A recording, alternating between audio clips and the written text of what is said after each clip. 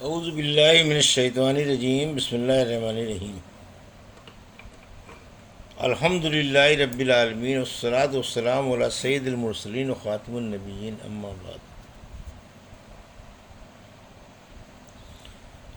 صحیح بخاری باب کتاب الجنائز، حدیث نمبر 1388۔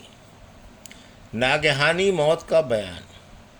ہم سے سعید بن اردو ترجمہ ہم سے سعید بن ابی مریم نے بیان کیا کہ ہم سے محمد بن جعفر نے بیان کیا، کہا مجھے حشام بن عروہ نے خبر دی، انہیں ان کے باپ نے اور انہیں حضرت عائشہ رضی اللہ عنہا نے، کہ ایک شخص نے نبی کریم صلی اللہ علیہ وسلم سے پوچھا کہ میری ماں کا اچانک انتقال ہو گیا اور میرا خیال ہے کہ اگر انہیں بات کرنے کا موقع ملتا تو وہ کچھ نہ کچھ خیرات کرتی، اگر میں ان کی طرف سے کچھ خیرات کر دوں تو کیا انہیں اس کا ثواب ملے گا؟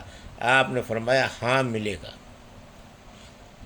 حدیث نمبر 389۔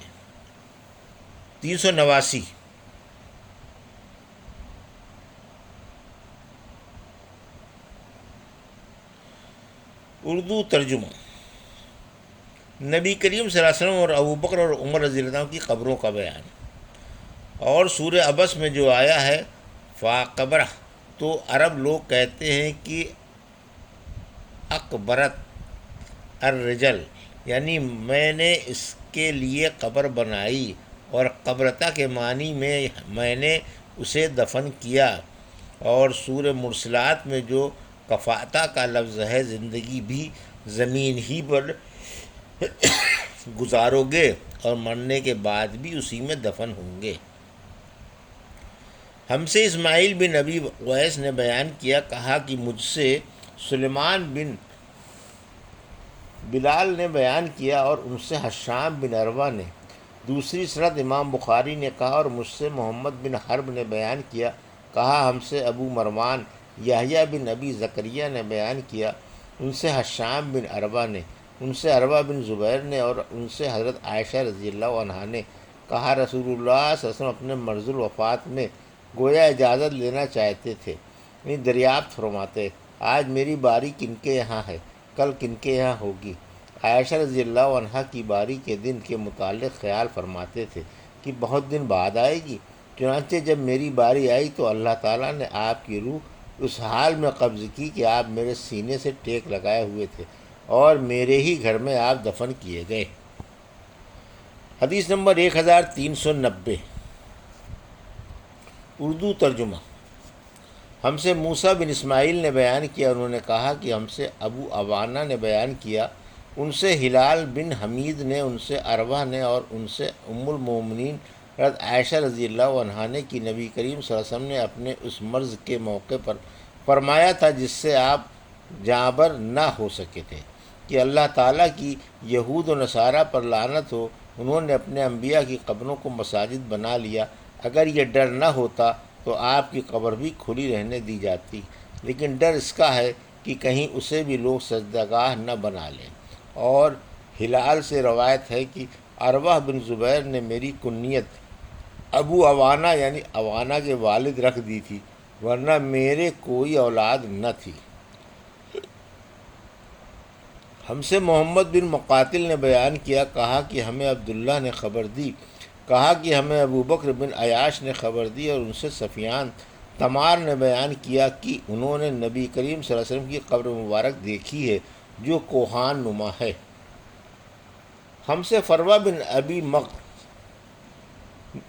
مغرا نے بیان کیا، کہا کہ ہم سے علی بن مسہر نے بیان کیا، ان سے حشام بن عروہ نے، ان سے ان کے والد نے، کہا ولید بن عبد الملک بن مروان کے عہد حکومت میں جب نبی کریم صلی اللہ علیہ وسلم کے حجرے مبارک کی دیوار گری اور لوگ اسے زیادہ اونچی اٹھانے لگے تو وہاں ایک قدم ظاہر ہوا۔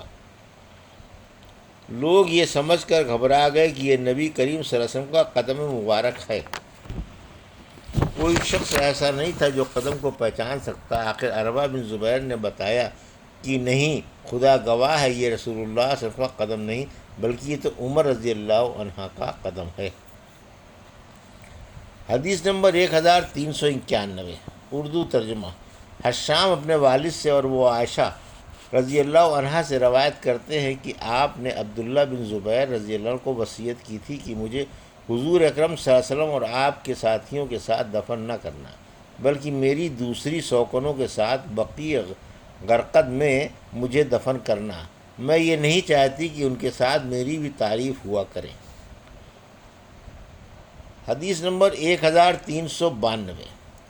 ہم سے قنیبہ نے بیان کیا، کہا کہ ہم سے جریر بن عبد الحمید نے بیان کیا، کہا کہ ہم سے حسین بن عبد الرحمن نے بیان کیا، اور ان سے عمرو بن میمون اودی نے بیان کیا کہ میری موجودگی میں حضرت عمر بن خطاب رضی اللہ عنہ نے عبداللہ بن عمر رضی اللہ عنہ کو سے فرمایا کہ اے عبداللہ، ام المومنین عائشہ رضی اللہ عنہ کی خدمت میں جاؤ اور کہہ کہ عمر بن خطاب نے آپ کو سلام کہا ہے، اور پھر ان سے معلوم کرنا کہ کیا مجھے میرے دونوں ساتھیوں کے ساتھ دفن ہونے کی آپ کی طرف سے اجازت مل سکتی ہے۔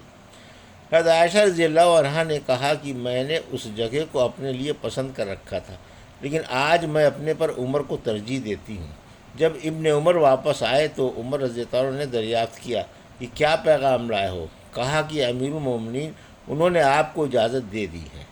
عمر رضی اللہ عنہ یہ سن کر بولے، اس جگہ دفن ہونے سے زیادہ مجھے اور کوئی چیز عزیز نہیں تھی، لیکن جب میری روح قبض ہو جائے تو مجھے اٹھا کر لے جانا، اور پھر دوبارہ عائشہ رضی اللہ عنہ کو میرا سلام پہنچا کر ان سے کہنا کہ عمر نے آپ سے اجازت چاہی ہے، اگر اس وقت بھی وہ اجازت دے دیں تو مجھے وہیں دفن کر دینا، ورنہ مسلمانوں کے قبرستان میں دفن کر دینا۔ میں اس امر خلافت کا ان چند صحابہ سے زیادہ اور کسی کو مستحق نہیں سمجھتا جن سے رسول اللہ صلی اللہ علیہ وسلم اپنی وفات کے وقت تک خوش اور راضی رہے۔ وہ حضرات میرے بعد جسے بھی خلیفہ بنائیں، خلیفہ وہی ہوگا، اور تمہارے لیے ضروری ہے کہ تم اپنے خلیفہ کی باتیں توجہ سے سنو اور اس کی اطاعت کرو۔ آپ نے اس موقع پر حضرت عثمان، علی، طلحہ، زبیر، عبد الرحمن بن عوف اور سعد بن ابی وقاص کے نام لیے۔ اتنے میں ایک انصاری نوجوان داخل ہوا اور کہا کہ اے امیر المومنین، آپ کو بشارت ہو، اللہ عز و جل کی طرف سے آپ کا اسلام میں پہلے داخل ہونے کی وجہ سے جو مرتبہ تھا وہ آپ کو معلوم ہے۔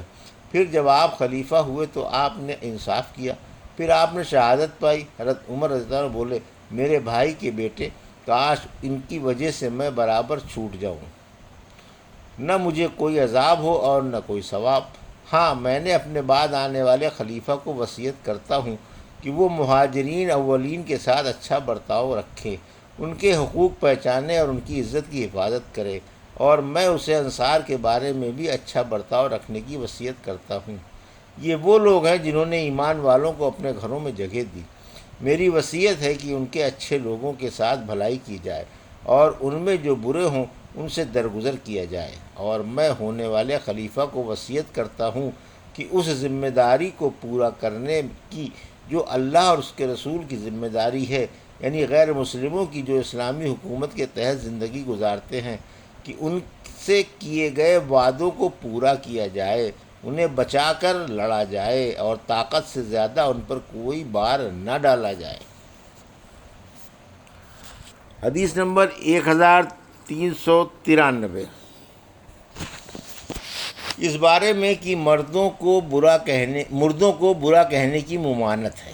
ہم سے آدم بن نبی ایاس نے بیان کیا، انہوں نے کہا، ہم سے شعبہ نے بیان کیا، ان سے اعمش نے بیان کیا، ان سے مجاہد نے بیان کیا، اور ان سے ام المومنین سیدہ عائشہ رضی اللہ عنہا نے کہ نبی کریم صلی اللہ علیہ وسلم نے فرمایا، مردوں کو برا نہ کہو، کیونکہ انہوں نے جیسا عمل کیا اس کا بدلہ پا لیا۔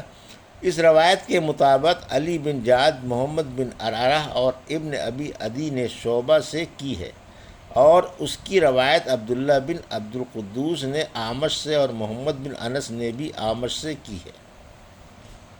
حدیث نمبر 1394۔ برے مردوں کی برائی بیان کرنا درست ہے۔